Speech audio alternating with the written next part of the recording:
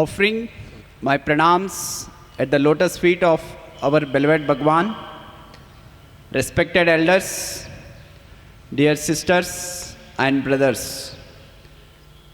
Today we have gathered here as part of 172nd edition of Samarpan program.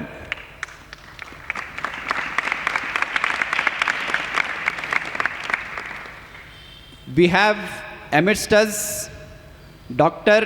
Krishna Raman as our guest speaker. Dr. Krishna Raman and his family came to Bhagwan in the year 1984. His parents, Sri G.K. Raman, was former convener Sri Sathya Sai Trust, Tamil Nadu, and professionally he was managing director of Sundaram Finance and founder chairman of Royal Sundaram Insurance Company. His mother, Sri Prabha Raman, compiled over 200 plus songs on Bhagwan, which some of them were compiled as an album. Sri Sathya Sai Prabhavam was blessed and released by Bhagwan in the year 2007 in Kodaikanal. Dr. Krishna Raman is pioneer in integrative medicine, combining medicine and yoga to treat chronic illness. He was trained by Doyan physician Professor Padma Vibhushan Tiruvangadam in medicine, and in yoga he was trained by none other than Padma Vibhushan Sri B.K.S. Iyengar. Dr. Krishna Raman modifies yoga to treat orthopedic pain management. Sir had opportunity to demonstrate yoga in the very divine presence of our beloved Bhagwan in the year 1989 in Sri Sathya Sai Institute of Higher Learning Auditorium, Prashanti Nilayam campus. Thereafter, Bhagwan instructed him to travel to Sai centers in USA to teach the correct yoga in America. Dr. Krishna Raman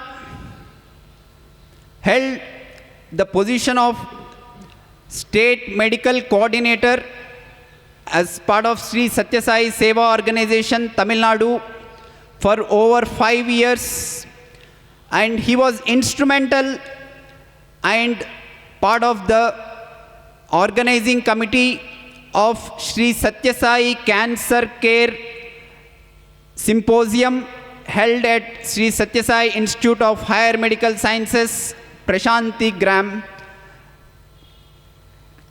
Dr. Krishna Raman has written 2 books.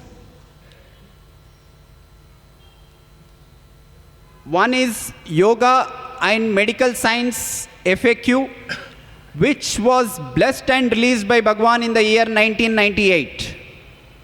And the other book, A Master of Health, this also was released by Bhagwan in 2003.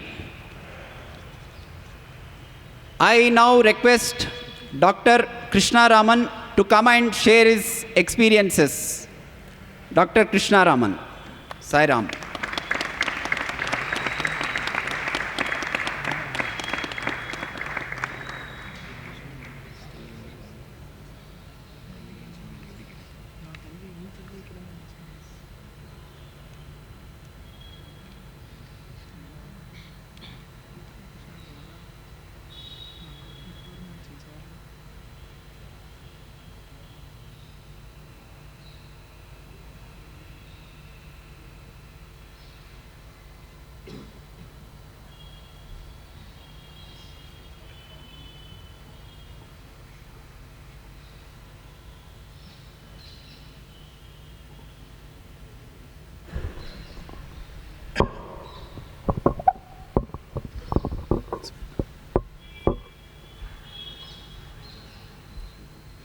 Om Sri Sai Ram.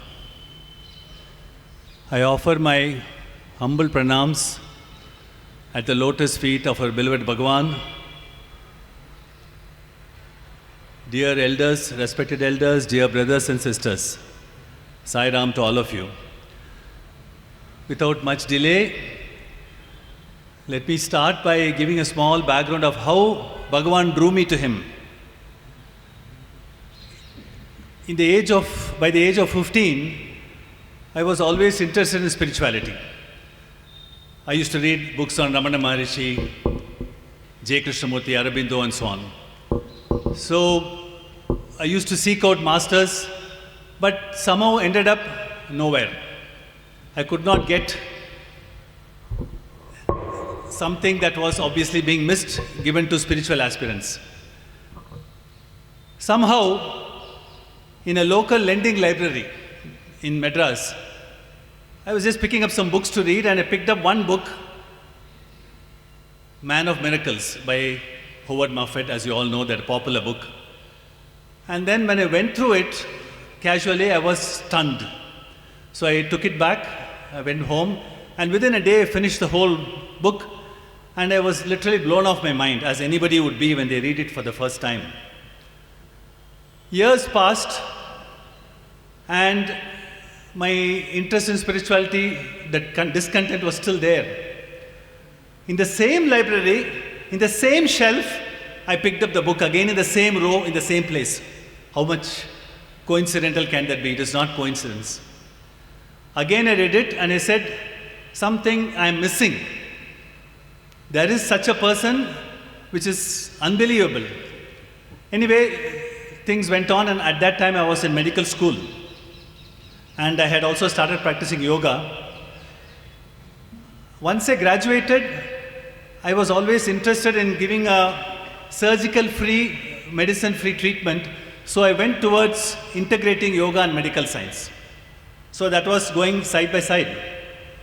Anyway, to bring back matters to a little earlier date, when I first read the book where Bhagwan said he is God, being a stupid medical student, young and immature, I said, how can someone claim to be God? It is not possible. All right, I have just come back from my duty in the hospital. Let me see if he can stop me from going to bhajan. If he stops me, I will accept. And I kept the book down, I went to sleep. And you know, in Sundaram, bhajans begin by 5:30 or 6. I slept till 7 o'clock. I got up and said, oh my God, I missed my bhajan. This same thing repeated itself every Thursday, believe it or not, and 4 consecutive Thursdays I missed bhajan. Then I had a little bit of a shake-up inside. I said, something is happening. This cannot happen to me like that. That was my first experience. And then, of course, I came across a second book written by Howard Moffett, Avatar. When I read that, I said, I think I cannot wait any longer. I have to go and see Sathya Sai Baba. So I told my father, I said, I have to go to Puttaparthi. And in those days, in 1984, even prior to 82, Puttaparthi was still, you had to travel through bad roadways and roads and stuff like that. So we did not have any experience about Swami.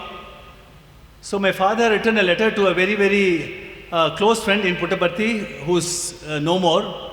I would take it as a blessing to mention his name here, Mr. K. Gopal Rao, who lived up to be 100 years old. So thinking that Bhagwan is just like any Swamiji, my father wrote a letter. With Bhagwan's permission, I'm mentioning this because it seems so stupid to even think of that now. So my father wrote a letter saying, please arrange for darshan and interview. So I went and gave the letter to Gopal Rao Garu because I was eager to meet him and he called me to his house and said, look here, Krishna, things don't happen that way here. And the moment he said that, my spirit sank, my energy went. I said, oh my God, so how do we get to meet him? He said, he has to call. I said, oh God, he has to call. How will that happen? Just leave it to him. And I was not used to this kind of thing at all. Anyway, I went and sat in the darshan line. I still remember It was about 5 o'clock in the evening. I reached Puttaparthi, setting sun, and in those days it was the sand. And there were only 3-4 rows on both sides. No arches, nothing. Bhagwan came, and I was in the 3rd row. I was the last to come. I said, is he going to see me? Is he going to see me? My heart went thud, thud, thud. Bhagavan didn't even look at me. At the end of the darshan, I didn't know what was the routine. People went in for bhajan. I went back to my room. And the next day morning, Gopal Rao Gauri said, we come for bhajan. I said, what is bhajan?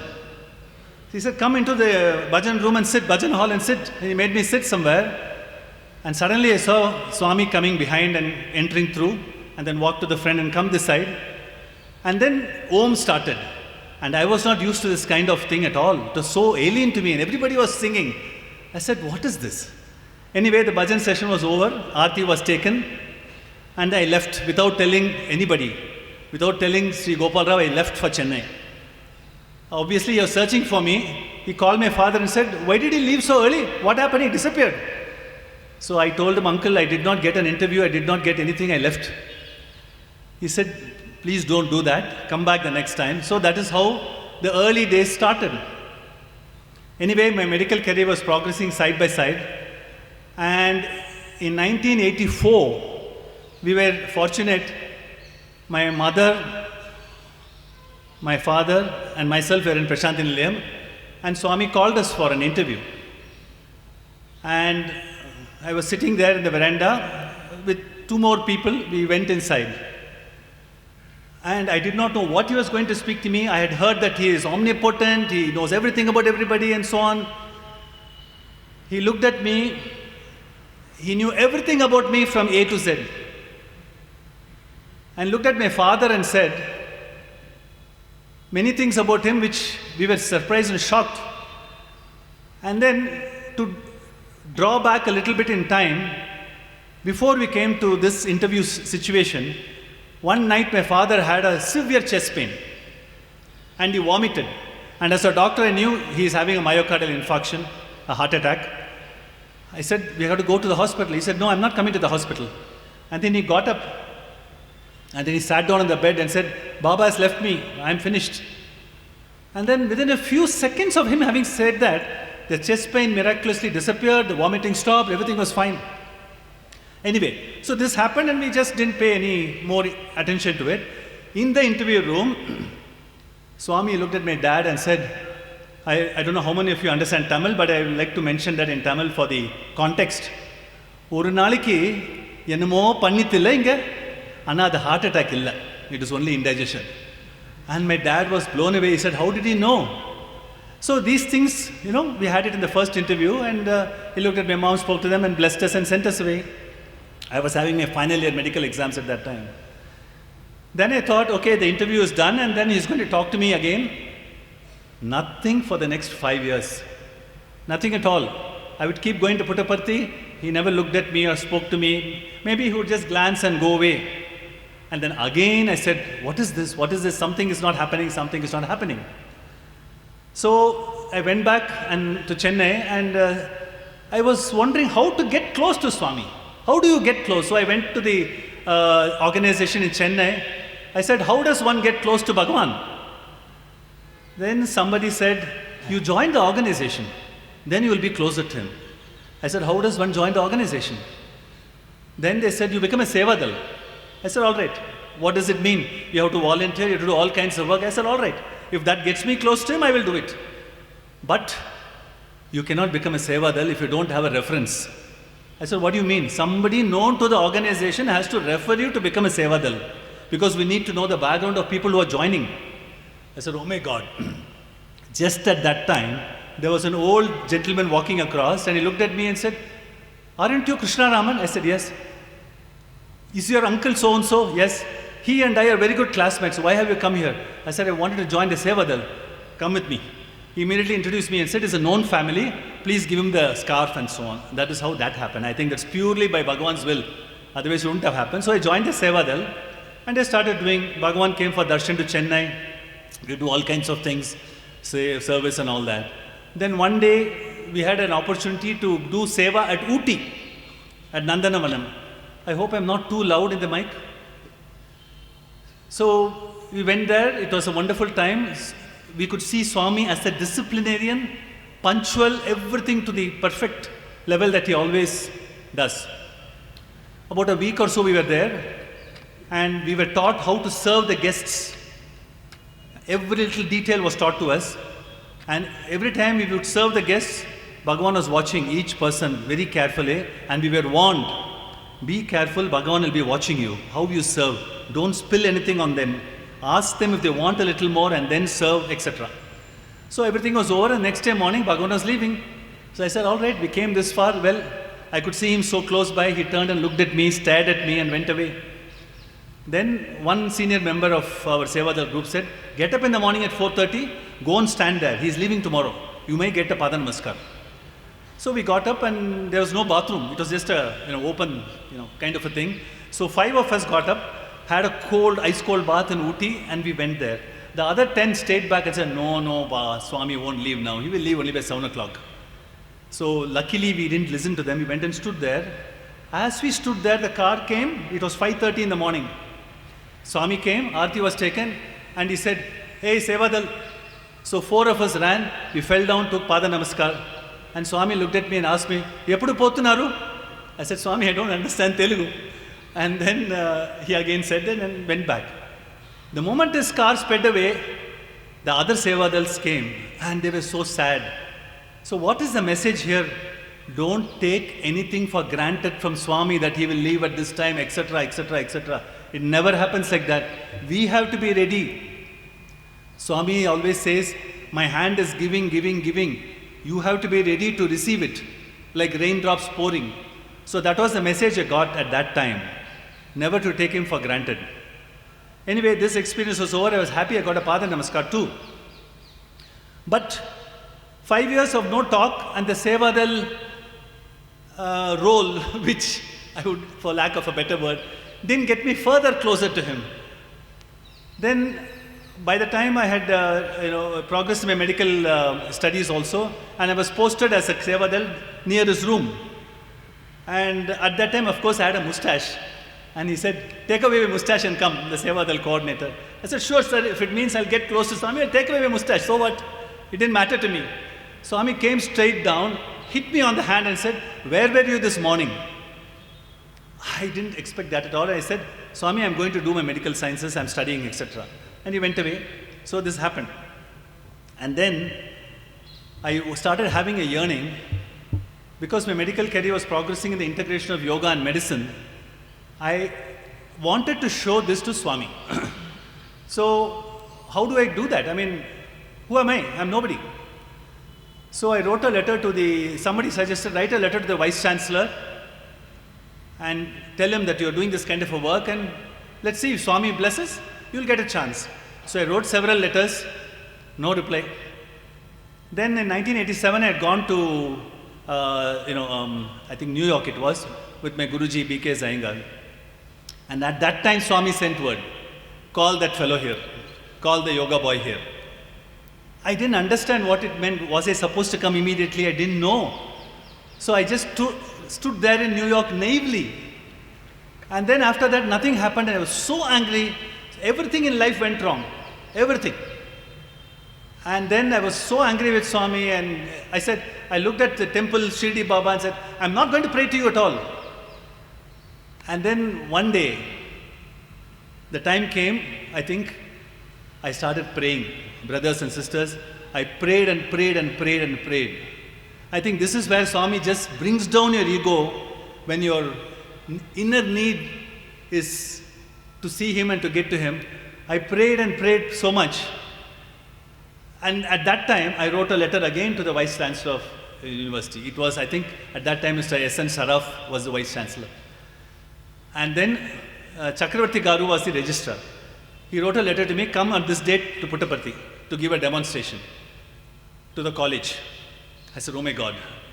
So I got myself ready and went there, and I gave a lecture demonstration to the college. And it was over. And then I think at that time, I was permitted to sit in the veranda. Swami came out. I said, I thought he will see me. No, he didn't see me. And then I just went out after the evening darshan. One brother came to me and said, "Sir, Swami wants to see your demonstration. So please be ready tomorrow." I said, "Okay, I'll be ready tomorrow." And then after some time he comes back again and says, "Swami told me to tell you he will be there at the institute sharp at 7 o'clock because you have to be on an empty stomach to do the demonstration. So 7 o'clock be ready sharp." Look at the love of Swami. He thinks of all the minute points which we don't think of. So I was ready. And Swami came to the institute with 5 people. Swami Karinananda was there, V.K. Narasimhan Garu was there, and few other people. The Vice Chancellor was there. And Chakravarti Garu, just told Swami, "Swami, this is the person." Old devotee. What is the message here? The message here is none of us are strangers to Swami. Old devotee could mean anything, but for Swami alone knows what it means. Janma Janmama, we have been coming to Swami, we don't know what it means. And in 1 second he said, yeah. And then the demonstration, sharp 7 he was there. Believe me, brothers and sisters, when that needle was exactly between 1 and 2, the 12, he was there. And then he sat down and sharp 8 o'clock, the demonstration, I finished all the demonstrations. And then he saw me sweating. He said, Porum, stop, you're sweating. Then I asked for permission for 2 more asanas. He said, "Swami, do that." And then I showed him all the medical slides of how I treat patients. And he said, "This is the way to treat the patients, please do it." And then the next day morning, Swami saw me in the veranda and said, "Come inside." And that was the first time after 5 years, and he looked at me and said, "Romba naala interview kadaikalilla." So what I was feeling, he echoed it. I said, "Yes, Swami." And then he spoke to me and said, "Go to the Sai centers and talk about the correct practice of yoga." And in this, before I forget, I would like to say, physical yoga is what is being done world over. Today you go to any yoga school, it is all standing in different postures, contorting yourself. That is not what Swami expects. Swami expects this to change. And he looked at me and said, "What is the aim of yoga?" So Swami himself answered the question before I could. He said, "Yogaha chittavritti nirodha." The restraint of the fluctuations of consciousness, as said by Patanjali, that is the aim of yoga. Physical yoga is useless. And then in Kodaikanal, he asked my mother, "What yoga do you do?" And my mom said, "I do this asana." That is physical yoga. What do you do? So please remember, brothers and sisters, Swami values. Of course, he says it's very important to keep your body healthy. I don't deny that. But we don't stop there. Yama, Niyama, Asana, Pranayama, Pratyahara, Dharana, Dhyana, Samadhi. The yamas and niyamas, Swami has said, if you follow the yamas and niyamas, that is equal to coming to the top level, because the entire universe, he says, is run by yamas and niyamas. So physical yoga is not at all necessary. And ultimately, with all the experiences that I've had, believe me, we do not live by food or yoga, or just because you do yoga, you're not going to be healthy. It is purely by His grace that we are living. I have no doubt about that. I'll explain to you shortly why I felt such a thing. Being a doctor too. Then, after all the Sai centers, the yoga demonstrations were over, I came back. That was 1990. Swami stopped talking to me. So I heard that these things happen to people. It started happening to me also. From 1990 to 2000 was a period of what I would like to call as not silence, if I could pun the word. Because silence is mundane. But if Swami stops talking, it is equal to we are finished. I believe once Swami asked one of our senior medical coordinators, ex-medical coordinator in Chennai, he told me this years ago, he asked him, he was also a doctor, what is death? And he gave all kinds of answers. He said, no, death is when Swami stops talking to you. So this he told me, and the 10 years Swami didn't talk to me, but he would look at me and maybe take a letter, but nothing, just a glance. If I sat somewhere, he would go the other place. And Gopal Rao Garu had noticed this. He said, if Swami is not talking to you, there must be a reason. You sit separately. If you sit with us, he won't come this side. So, from any quarter, I was not getting anywhere. I just sat. Then after some time I became tired, mentally tired, I just gave up. And then one day in 2000, I suddenly felt an urge. I said, again, let's go to Patti again. Of course, not that we are not going. And I was sitting in the veranda behind the students, and Swami was standing like this. And he looked at me straight from a distance, from where behind the camera stand. He looked at me and said, yoga teacher? I said, yes, Swami. And I ran and fell at his feet. And here is the next message for us. Swami said, where are you now? I said, Swami, I'm in Chennai, Swami. What are you doing? I'm doing all this. Yes, yes. As though he didn't know. He is the one who's created everything. And then I pleaded to him. I said, Swami, you're not spoken to me for 10 years. I could not bear it. You know what his reply was? Brothers and sisters, with his permission, I'm telling you. I'll tell you in Tamil. Yoga allam pandrele, poruthuko. It was not like, that's okay, I'm started talking to you now, don't worry. No. Here was the firm father disciplining his children. You do yoga, right? You say you profess to do yoga, bear it. I said, oh my God, here's another lesson. When I expected that he will, cuddle us and cajole us, no, bear it. That was one more lesson. I said, my God, that means whatever physical yoga I do is useless. So I went back and sat. At that time, my father was made the convener of Tamil Nadu Trust. So he was also sitting there. He looked at my father, called them for some, discussions and all those things. And then after that, life went on. So I would like to come to the next part. One message before I forget. 10 long years, I think that is a record in many ways. Swami has always said, even in the olden books, I think Anyadi Sharanam Nasti, or another book, I give you tears, I wipe away the tears. But in those 10 years, I had to look back and see, where did I go wrong? What did I do? Why am I ignored like this? After so much of struggle to come, and then suddenly, he doesn't look again, right? So these things happen. So the message is, we have to hold on to his feet and pray for his grace also to be there, because without his grace, even that won't happen. So that's the message that I got at that time. And one more message. Swami is master of time. 10 years it seemed like eternity to me, but in that 1 second when he called me again, the entire 10 years of sorrow disappeared. So, he's Kalatita Namah. He wipes away the tears in 1 second, and so nothing happened. And I thought he will say, no, I didn't talk to you because, blah, blah, nothing. Just things carried on, and life went on again. So then, of course, my father and mother were coming, and we were getting more involved with, Bhagwan and all that. I would, of course, want to tell you that I hail from a very traditional family. My grandparents were so traditional that they would not look at any other person other than Narayana. So when I brought Swami's photo into the house, they said, who is this? I said, no. I didn't know what to say. But from then onwards, all the other pictures started coming in, and then my grandmother changed, and she started reading some things about Swami. Now, at that time, of course, I was a Sevadal, you can see there. This was a Chennai visit where I am kneeling down, regulating the crowd. Anyway, one day in an interview, Bhagwan, I was not present at that time.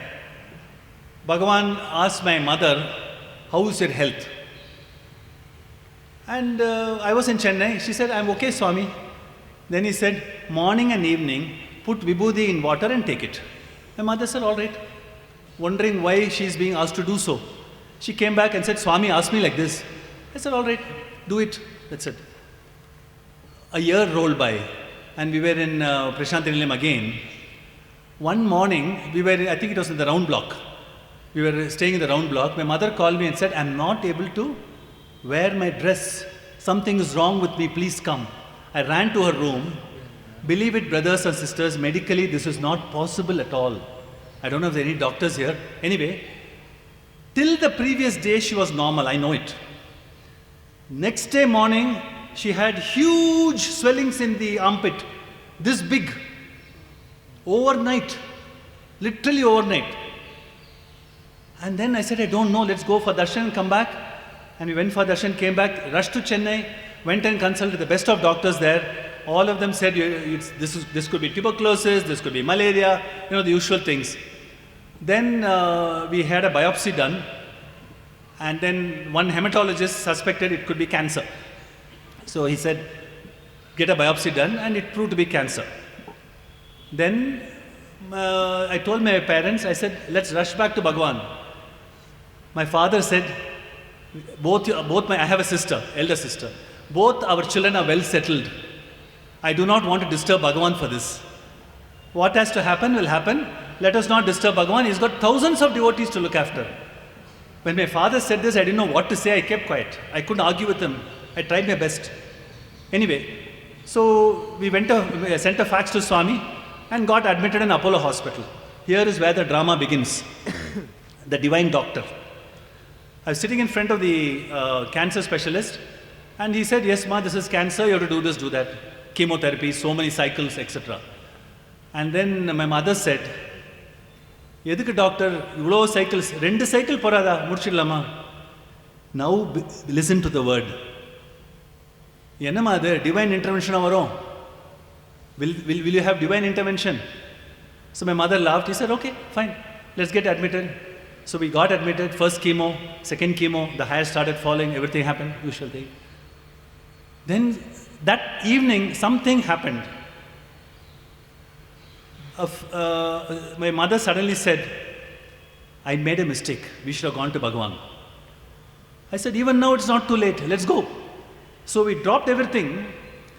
We had the chemo, and when you have a chemo, your WBC count falls down. You cannot expose yourself to the outside world. You can get infections.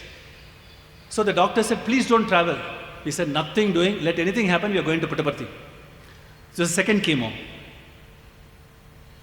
Sat there in the veranda. Swami came and said, my father and I were sitting. At that time, Swami was coming in a golf buggy. So Swami turned. I just knelt down and said, my mother has got cancer, Swami. Then my father gave a letter. Swami looked at both of us and didn't say anything. Next day morning, he called me and said, where is your mother? So I was sitting there. And then he called us for an interview, and he looked at my mom. She had had a biopsy of a gland here. He looked at the bandage and said, what is that bandage? So they did a biopsy, Swami. Then he said, no cancer for you. Cancer is cancelled. Believe me, brothers, I have only read about this in Howard Murfitt's book. Little did I know that I would face the same situation with my family in the interview room. So Swami said, cancer is cancelled. And then that's it. And then I asked Swami, how do I tell the doctors in this big hospital I'm going to? See how the divine doctor guides you. He said, Avale Varuva. Avale Varuva means what? I didn't know what to do. I kept quiet. And then, shall we stop chemo? Stop.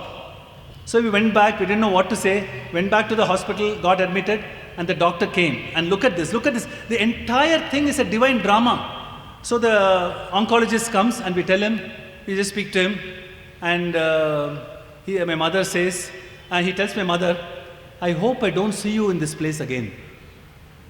That, immediately my mother and I and my sister looked at each other, and we said, this is the time to tell him. We thanked him profusely and all that, and gave him gifts and all that, whatever. And then we said, sir, we are stopping treatment. Stopping treatment, why? No. Our Baba has said to stop treatment. He didn't know what to say. He probably thought we were mad. All right. What are you going to do? He said, we are leaving, we are getting discharged and going home. Swami had said, there's a lot of this, please listen carefully. To put the chemo, we have to put a central a catheter here. So they put a catheter through the neck. It was here. Swami looked at my mother and said, remove the catheter here. You are suffering from pain. So we told the doc, Swami has asked us, remove the catheter, we'll get admitted, remove the catheter, and we'll go. And then he says, you're talking about Sathya Sai Baba? Yes. And then he takes out a small photograph of Swami and shows it to me. So I am also a devotee. I said, sir, why didn't you tell me you were a devotee? In Kerala, in my mother-in-law's house, Vibhuti comes on the pictures. I said, if you had told me when I got admitted, I would have felt so happy. Now you are telling me. And anyway, so we went to the theater and they removed that. And then went to the surgeon who removed it, and we told him we are stopping the treatment. And the surgeon said, are you very sure? Are you very sure? Just discharge us. And then he said, why didn't you keep the port there for some more time? My mom said, no. Swami has, Baba has asked to remove it, we remove it. And then he fishes out a picture of Swami from his pocket and shows it to me. So both turned out to be devotees, which means Bhagwan has been looking after us with his own devotees, which we never knew. The whole thing was such a drama. Just like my mother said, "Rendu chemo porada," it stopped with that. This happened in 2003, 4. 2025. My mother had a healthy life so far. Nothing. And some devotees asked, aren't you going for a retest? No. That will show lack of faith in Swami. I will never go for a test with the doctors again. Then, this story is over, all right? Then, Divine Doctor continues. I am interspersing some. Swami came to Chennai for the Atirudram. All of you know that. We were all inside, and he looked at me suddenly. I said, in Tamil again, "Neeyo doctor dane, you need God?" I just ran and fell at his feet. I said, "Please don't say that, Swami. If you say cancer is cancer, the B cells, T cells, all of them just become normal. Please don't say that." And then one very eminent industrialist was also sitting next to me, near Swami. We all said, "Please don't say that." And look at the word. It's very typical of Swami, just pricks you and asks you like that and waits to see what you answer. He already knows what you're going to answer. But I said, "Swami, please, you're the doctor, you are in control of everything." This happened. One more incident to talk about the Divine Doctor. Before I came to him years ago, I was doing a lot of yoga, physical yoga postures. And one day, when I did a particular posture, I had such a severe catch in my back. Believe it. I did not take a single painkiller because I don't believe in taking medicines as much as possible. When I lay down that night, the pain was so severe I could not move from side to side. And I was a medical student, I knew what medicine to take. I didn't take it, but I was crying in pain, trying to bear it. I had an old picture of Swami hanging there, a calendar. I didn't have any experience at that time, right? It would have taken 3 to 4 days even with steroids to come out of the pain. At least 24 hours to 72 hours. So I just woke up with pain and looked at this picture and said, "Nee paathandrukkella, don't you feel sorry for me? I'm in so much pain. I can't even move. I'm crying. Don't you have any pity for me?" And then I was exhausted. I went to sleep. That sleep was the most peaceful sleep I've ever had in my life. I never experienced such peaceful sleep. And then I woke up. I forgot all about this yelling at Swami's picture and all that. I got up and sat, not a bit of pain. I said, "What is this? Something funny." I stood up and bent down, did my asanas, no pain. I was shocked. Nobody but Bhagwan can do this. So he showed me that he was a divine doctor much, much before I came to him. All right, so these are the things. And one more thing I want to tell you is, before the Chennai Atirudram began, my father also became ill. Just after he cured my mom. And again, we went to the doctors in Chennai. I said, "This time you're not going to make the same mistake. We go to Swami Street." So my father said, "Yes." And the doctor said, "All right, you go to your guru and come back." So we got into the car and my father said, "Shall we go back again?" I said, "No, we go straight to Puttaparthi." So we landed up in Puttaparthi and Swami spoke to my father and said, "Just leave things as they are. I will look after." Believe it or not, whatever symptoms you are suffering from disappeared that very second. We drove back to Chennai without any issues. Without any issues. And then my father said, I can't explain Bhagwan, I can't explain Bhagwan. That moment it stopped. This was in 2007 when he came for the Atirudram, right? And we didn't even visit the doctor thereafter. So this happened. And one incident here, now I told you about the divine doctor, right? Divine Father. I was sitting right here, just here. Tamil New Year's Day 2003-4 it was. Swami came, and that was the previous one. That was the clip that if you can go back to the previous clip. Swami came to me on day one and asked me in Tamil, "Brother Vandacha?" I said, "No, Swami, I don't have a brother, I have a sister." Then he said, "Okay," and walked away. Then he went back to the room and he said, "Why is he asking me this question?" So we all sat back, and then I said, "Next day morning, I know what to answer." So I came back and sat again, but I just sat back quietly. I didn't expect him to come and ask me again or anything. I just sat back. He came again, like in the clip, the second day clip. He came and said, "Brother Vandacha?" I said, "Swami, all are my brothers." Whacked me with his fist and said, "Be careful." So that be careful means you cannot, let's say I fight with you, I cannot allow myself to be carried away, you're my brother. So there is a Divine Father teaching you a lesson again. And believe me, in India, it's very easy to get angry on the streets with the traffic being so bad, right? And every time this message calms me down. I say, I will not get angry if some guy just darts across the road. He is my brother. So this is how, in every second, he teaches us a lesson. So Divine Father. One more for the Divine Father. Look at this. So Atirudram was over, and then Swami went to Kodai in 2007. And we were all sitting there in the Sai Shruti. But this is 2007.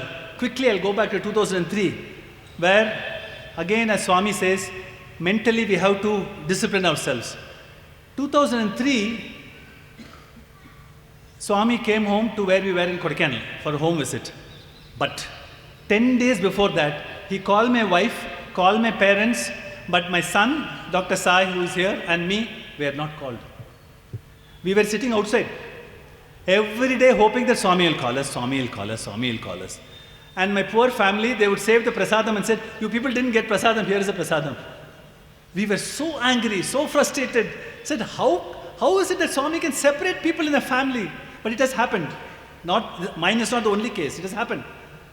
And then suddenly one day, Swami said he's coming home. So he came home and all that. And from that day onwards, he said, "You come." But believe me, those 10 days, we were just going on autopilot. Getting up in the morning, breakfast, we can't go inside Sai Shruti, sit there. Anytime Swami may call you, don't go, sit there. And then wait until 1 o'clock, everybody would come out, we'll go back home. Go and eat. So life was just eating, sleeping. My God, it was again, yoga discipline comes into play. We have to control ourselves and accept. Anyway, coming back, fast forward to 2007, my father was sitting there, everybody was sitting there, Swami was talking. Suddenly he looked at me straight in the eye. "Where is your father?" My father was sitting right there. I didn't expect this question at all. So I got up and blurted out. Believe me, I don't know where this came from because it just came out. I said, "Swami, Divine Father is here, Worldly Father is there." And he said, "One father, many children." I just kept quiet. 2007, May, June. It was May, June. 2007, August, my father left. Then I realized why Swami asked that question, "Where is your father?" My father didn't exist. And this drama took place in Puttaparthi, in the veranda. My father and I were sitting for darshan. Swami was coming in a wheelchair. We were all looking towards Swami. My father was sitting just maybe about 10 feet behind me. And suddenly somebody came up and asked, "Is that your father?" Because my father had fallen down. And all the super specialty doctors were there in the veranda doing CPR. So Swami cut short his rounds and came through the veranda and said, "What's happening?" So I told him, "Swami, my father has fallen down." I didn't know what to say, whether to ask for something or not ask for something. I didn't know what to do. For once I was quiet. And then look at this. On one side he saved my mother. On the other side, he was with my father all the time, those 10-15 minutes. And then suddenly he called me and said, "Go get water and come. Put it in your father's mouth."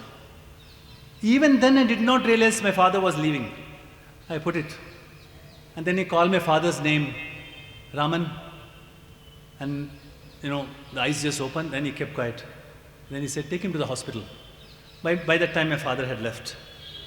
I was in a daze, whether to look at Swami or whether to look at my father. My mother was not there. They were all in the room. They were about to come for darshan. Anyway, we took him to the hospital. And then there they gave the official declaration. I ran back to Yajur Mandir to tell Swami. Usually the Yajur Mandir doors are closed, mostly, you know that. But that day the Yajur Mandir was open, so I ran inside. And then one brother I said, sir, wait, Swami is coming. Then Swami came out and said, what happened? I said, Swami, dad has left.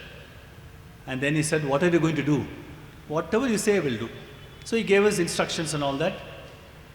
And then Swami, the love of 1,000 mothers, Swami sent people from Puttaparthi behind the car and in front of the car all the way up to Chennai to take us back home. So all the time we were in a daze, we didn't even realize my dad had left. So anyway, we came back, and after that we came back and Swami spoke to my mother and consoled her and all that. But the message we have to get out of this is, people can ask, why did he save your father? He saved your mother. Who knows the reason? So again the message is surrender. Just pray to Swami, please give us the intelligence to surrender to you, because that is what will keep our life going with peace. So that is one thing. So divine doctor I told you, divine father I told you how stern he can be, divine doctor, all right? And then a few episodes about his omnipresence, right? One of the trips here, in fact it was in this hall, in Kodaikanal, my father asked Swami, can I bring my daughter to Kodaikanal? Swami said, Aishindwa, poo ponna Aishindwa, poo ponna Aishindwa. So my father came back and said, poo ponna Aishindwa, son, is that a Telugu word? So we went and asked all Telugu speaking people, what does this mean? And they said, there's no such word in Telugu as poo ponna. They must have thought we are all crazy. Then we sat quietly. My sister came and then Swami, spoke to her and all that. Then we told my sister, Swami is calling you poo ponne. What does that mean? For a moment she was quiet, and then she said, in her house in New York, every day in the garden she goes there, she looks at the beautiful flowers and she tells Swami, what beautiful nature you've given us. Swami, what a lovely flower. Swami, this hibiscus is so beautiful, I wish you were here to see this. She's been saying this every day when she goes to the garden. And when Swami tells my father, call the poo ponne. Brothers and sisters, what can you say? Only God can do that, right? But Bhagwan behaves as though he knows nothing. So that was one episode of Omnipresence. So I want to tell you something that happened. 10 years when Swami didn't speak to me, I had the maximum amount of ill health that a doctor can have. I mean, at least to my feeling, I was really suffering. Of course, there are people who have suffered more, I know. But this was really suffering to me. And I did not want any surgical intervention or anything. I was consulting a doctor in Madurai. Okay? This drama went on for some time. One day Swami came in my dream and he said exactly, have you gone to Madurai in Tamil? Have you gone to Madurai and seen this doctor? He mentions the name of the doctor, the caste he belongs to, the creed he belongs to, the type of doctor, things that he does. Pathittu vandacha? I was so shocked. So he doesn't have to talk to us to tell us what to do. He knows what you're doing. He's keeping tabs on us. This was in Madurai that I got the dream, not in Chennai. So this is another incident, all right? Yet another incident I'll tell you. Narayana Seva was going on in Kodaikanal. My father had done all the arrangements with all the trust people, and V.S. Garu was with Swami, and Swami was going down the slope there in the adjacent property. My father came back and sat, and he was massaging his legs and sitting. Suddenly, one brother came running, said, Swami is calling you. So my father went. I think that's the picture. So then I didn't know what was happening. I went there because at that time I was having my camera, I was clicking pictures away. I'll tell you the incident relating to that. Then he told my father, உனக்கு தான் இதெல்லாம் பார்க்கறதுக்கு ரொம்ப பிடிக்குமே, இங்கேயே இரு நீ. Then I asked my father, what is this? What did he tell you? He said, Illa, I was sitting there. I did not want to go there in crowd. But I was thinking, Swami is doing Narayana Seva. How nice it would be to see all those, those beautiful things that are happening there. The moment he thought that, this brother came running and Swami called him. And Swami mentions to him also, all this you like to see, no? So stay here. So what is this? Only God can do this, right? So, the message here is, if we focus on Him all the time, He responds. But we should focus with a heart which is just innocent like a child, without anything, right? Once in Prashanthanilayam, I prayed to Swami, keep my mind, bless me to keep my mind always on you. You know what his reply was? He didn't say, Chala Santosham, bless. No. He said, Swami is always positive, positive, positive. The world is always negative, negative, negative. That is the message he told me. So this is how Swami guides us in every little situation. But this does not mean that he is all the time stern and very, very stiff. Swami had blessed me to take pictures in Kode. So one day we were in, I think the next one, you can show that, next slide. We were in V. Srinivasan uncle's house. This was the day. I was standing there clicking away. I had the best camera, the Canon camera, everything. Suddenly Swami turned to me and said, "Evlo photos eduthachu?" I didn't know how to answer, because if you give the wrong number, he will correct the number. If you give the right number, it can never be right. So I said, Swami, maybe 1,100 to 1,200 pictures, Swami. He wiped his face and said, in Tamil, "Ambadhanam Theruma, will 50 pictures at least come out all right?" Everybody laughed at me there, and everybody laughed in general. I just did this and said, Swami, it's not, only because of a will all the pictures will come out, otherwise nothing will happen. There again, in a very friendly way, he gives us the message. Don't think just because you're clicking pictures it's going to come out. Nothing will come without my will. So it keeps happening like that. Everything is a message. And then the stern spiritual teacher in Kodai. So I was taking video shots, one camera here, one video camera here, and that was I was just sitting below the bar there. I got so involved in shooting the pictures and video, I said, why not I zoom on Swami's feet? Why not I zoom on his face? So I said, this angle will look good. Then Swami looked at me and said, stop. So I stopped. And then they took Aarti, we went inside. So inside the hall, I again started. He looked at me and he said, "Na sonnadu puriyala? You don't understand what I said?" I said, "Yes, Swami. What did you understand?" He said, "Where is your mind when you're looking through the camera?" I said, I did like this. I said, "Swami, my mind is not on you, it is on the camera." So that day I stopped taking pictures. Because Swami wants us, this is the message, to focus on Him. Don't go look at the camera and say, these angles are nice and all those things. It is not our job. Anyway, and a related incident took place in 2009 Kodai trip. He went to the adjacent bungalow, and there is a big channel, and it's about 3 feet deep and it's filled with water. Swami came to inaugurate the Ishwarama, the bust of Ishwarama there. It was evening about 5:36. So I was taking pictures very, very carefully without being obtrusive. So I went far away, kept one foot on the edge of the canal, the other foot on the other edge of the canal, and I was taking a shot like this.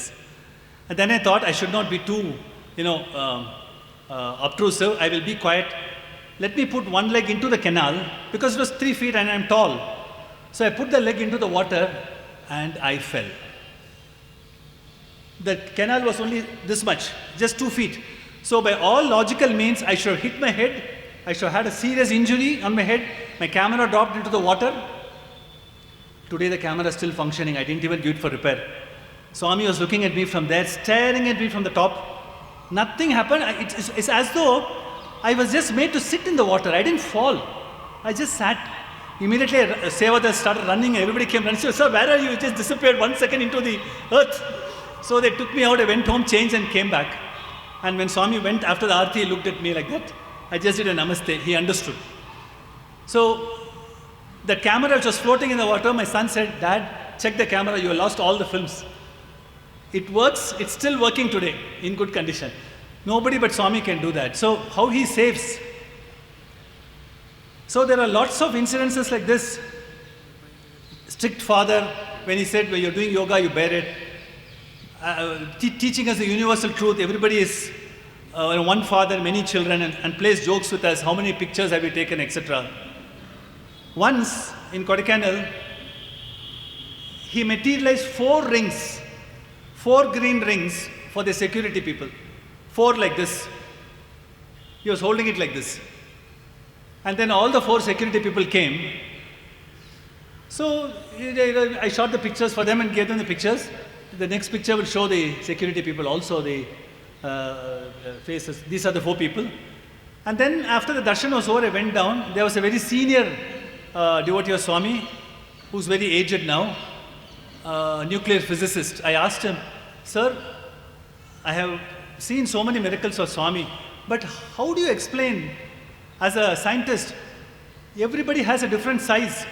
Their fingers are different sizes. But Swami has materialized one ring for each of them, it still fits." His reply was, "Don't question God, accept." That's it. Candid reply, don't question, accept. Right? Accept it. That's it.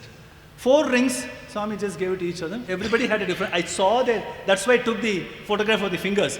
Everybody has a different size and everybody it fitted. So, what do we say? I mean, the endless things are happening. I think the only thing that we have to pray to Swami is, give us the humility, bless us to be at your lotus feet always, because without his calling, we cannot come. It can never happen. Because when Swami first said, "Without my will, nobody can come to Puttaparthi," I said, "How is that possible? I can go." But so many trips happened. Sometimes we booked, cancelled. This happened number of times. And in fact, once it happened to my son also. We were here for darshan, and he said, "No, I'll come later. I'll just come." And darshan, Swami is here only. He could not come for darshan for 2 days. Something happened. So from that day onwards, he said, "I will never, any chance that is given, I will come and sit." Never. In fact, he had such a severe tummy upset that day, he could not come for darshan. And he said, "Appa, Swami is here. Tomorrow morning we'll go for darshan." And tomorrow morning he never came. So the point is, we have to pray to him, like it is said in the Sri Sathya Sai Satcharitra, when they start discussing in the guest house, and Sri Sai calls them, Sri Sai calls them and said, "What are you all talking about?" "No, we are discussing about this." "Who are you to discuss about me? How can you write about me? I will give you my blessings and you write about me." So that's what we have to remember. Unless Swami calls, everything is pre-written. I never in my wildest dreams thought that I will be integrating yoga into medicine in my medical practice. But it so happened that it went like that. I would never imagine it. I'd never imagined that yoga can be used as a medical tool. So we are all very fortunate that Bhagwan has called us to his fold. We should always pray that we never leave his fold in spite of us. Because Swami is so forgiving. How many ever times we make mistakes, he forgives us. And then he calls us back. So we should pray to him that in spite of myself, if I make a mistake, please don't take me back to your fold. Take me back to your fold. Everything should happen there. That should be your prayer. And he should bless us in such a manner that we have that equanimity. Again, because I have been so much into this yoga field, my Guruji B.K. Zangar once said, "Samatvam yoga uchyate." The aim of yoga is samatvam. But we don't have samatvam. Swami can show us in 2 seconds that we don't have samatvam, right? Those 10 days in Kodaikanal 2003 trip, when he did not call me and my son, and then the last day he called us, 2 days, I thanked Swami so much. "Swami, I'm so happy, I'm so happy." You know what he said? He didn't say, "I am very happy now. Feel panya chulla." I said, "Yes, Swami." So never think that we are giving smart answers to Swami and that, he can find out the fault behind that and say, no, no, no, you really did not remain equanimous. You did feel that I didn't call you. So all that is a training program for us. All right? So, and we have to just hold on to his feet, whatever happens. And we have to pray to him for that grace also. We cannot hold on to his feet. For that, he has to give us the grace to hold on to the feet. Swami has sometimes told even to my mother or many devotees, I didn't save you, your devotion saved you. But we all tell Swami, no Swami, you only cured us. Swami will keep quiet, right? So we have to pray. It comes from there. Because I remember one incident when Swami was distributing watches in Kodaikanal. Gopal Rao Garu was there, my father was also there. Both have watches. So Swami looked at them and said, watch? You have watches? Both of them said, and the watch Venam Swami. What you are giving we want, we don't want this watch. So Swami laughed and gave it. So these kind of things happen.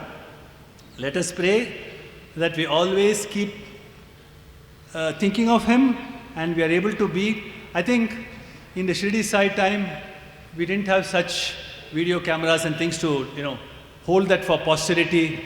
But our Bhagwan has been so compassionate. And when I say this, I'm reminded of one more thing. I am watching with him. We were recording everything. He said, Swami, I'm recording not for anything but for posterity. Adala onnu venda. Swami did not care. Even a very senior person was sitting next to Swami. Swami, it is for the library, Swami. Swami didn't care. So let us not think that we do something, it's a certain reasoning. Swami has his own reasonings. So these things happen. So that is why I say, like Lord Krishna said in the Bhagavad Gita, is that a Karupa Kaka? Yes. Is that a peacock? Yes. So whatever he says, yes. I still remember two incidences before I close. One is, my sister was doing her PhD and we were all supposed to go to Kodaikanal for that. To USA for that. Swami said he's leaving for Kodaikanal. But my father didn't have instructions yet. Somebody came in from inside and said, Swami is calling you. And then everything was over. And then my father left and he came back and said, Swami said, Raman is coming to Kodaikanal. Apdiya, Swami said that, I'm cancelling my US trip. My sister from there, she said, Dad, you're not here for my graduation. I said, no, Swami is important. From that day, my sister also changed and she said, everything is Swami. She's more devoted than any of us in the family. Everything is Swami. So how, through one action, Swami changed the other person? So that is one thing. So where all these things happen, we do not know. So I should only say that the Pooponnu incident which I mentioned to you and all these things, we have to always just remain humble and do not allow the monkey mind, like Swami says, to wander and just be there without questioning. And if that state of mind is bestowed to us, it is only by His grace. And we are all meeting here, I think, brothers and sisters, these Samarpan talks are only to carry on the glory and grandeur of Bhagwan for generations to come. The only wealth that we can give to our children is not our physical wealth. It is only Bhagwan, that message, our life that we have all had, that is the only wealth which will persist for eternity to our children. Nothing else matters anymore except Bhagwan's messages to go to our children. So let us pray that He keeps us in that, and these talks should go on for eternity. This is my prayer. So the generations who have not physically seen Bhagwan will continue to experience Bhagwan, and may Bhagwan bless everybody today who have assembled here, and may He continue to keep us all at His divine lotus feet. Jai Sai Ram.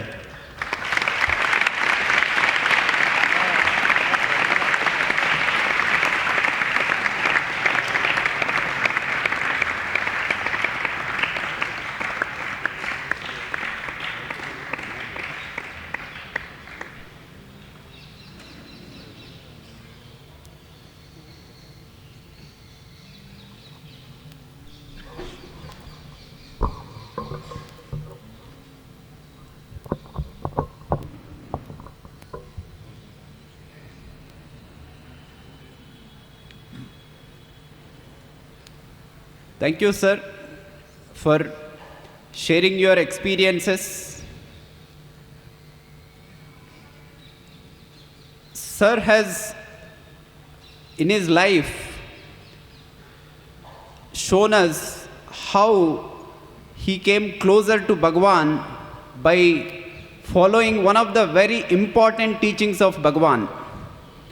Andarni preminchu, andarni sevinchu, love all, serve all. So he took the path of service to come closer to Bhagwan. I think it's something which all of us have to practice in our life so that we become closer to Bhagwan.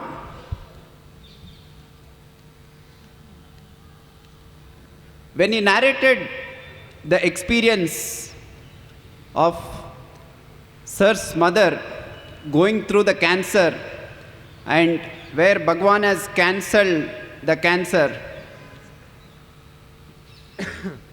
all of us must be practicing or reading the Ashtotaram. And no wonder there is a mention of the health, how Swami removes the diseases. Om Sri Sai Sarvaroga Nivarine Namaha, who removes all the diseases. So when we chant this Ashtotaram, it is something which has happened, proven, and we have to, when we practice this, it is something that helps us in our life. Om Sri Sai Arogya Pradaya Namaha. Om Sri Sai Adbhuta Charyaya Namaha. So he performs unprecedented deeds. I mean, it's a miracle that cancer was cancelled.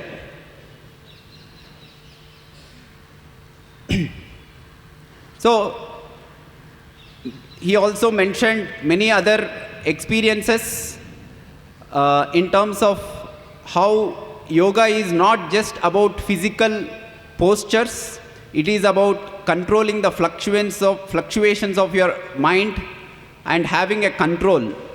So these are some of the key takeaways for us to practice in our life. Thank you, sir, once again for sharing your experiences. I now have few announcements to make. The next Samarpan is on 19th October by Sri Dr. Jayanto Bose.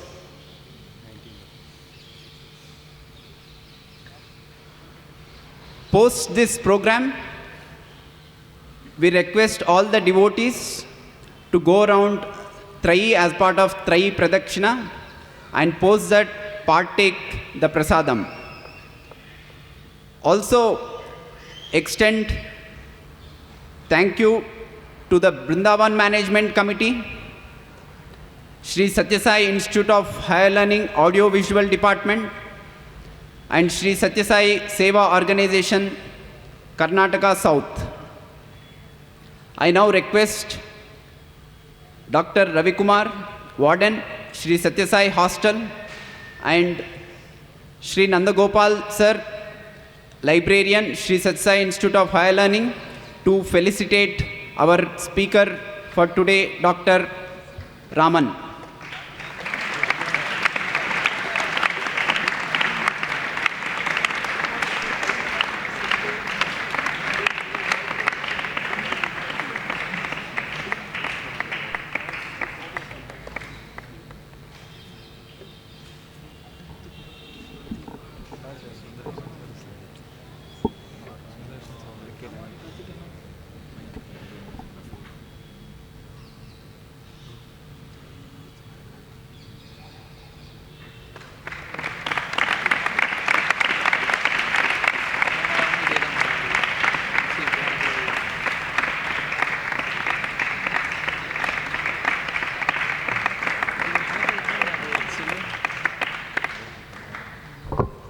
Samarpan brothers have done a fantastic job. Thank you very much for having this today and for getting us all together here.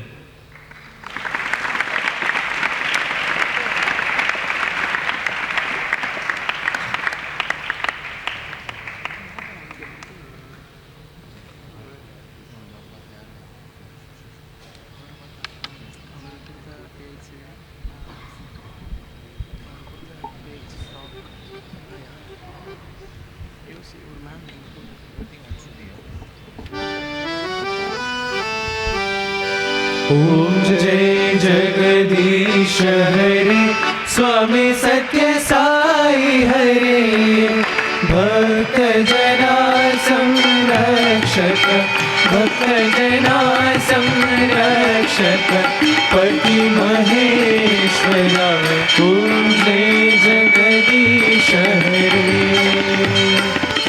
शशिवदना श्रीकरा, सर्वा प्राणपते, स्वामी सर्वा प्राणपते, आश्रित कल्पन टीका, आश्रित कल्पन टीका, आवद बांधवा, ओम जय जगदीश हरे।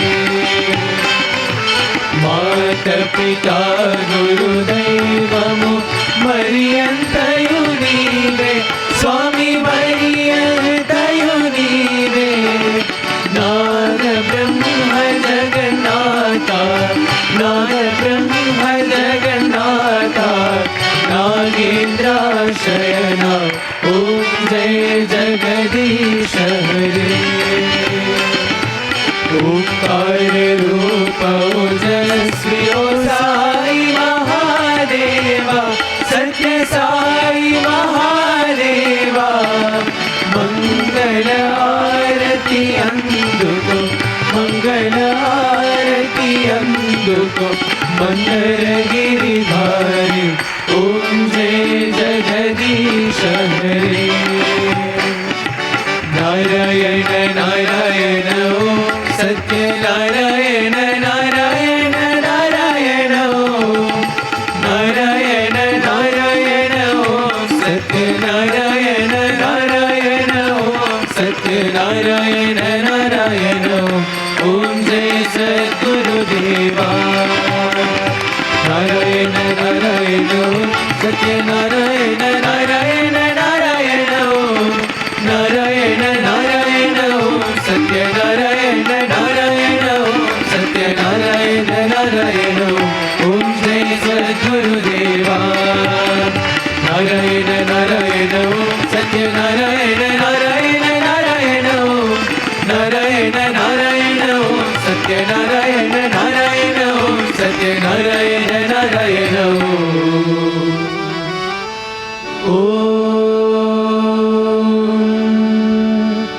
जय सद्गुरुदेवा।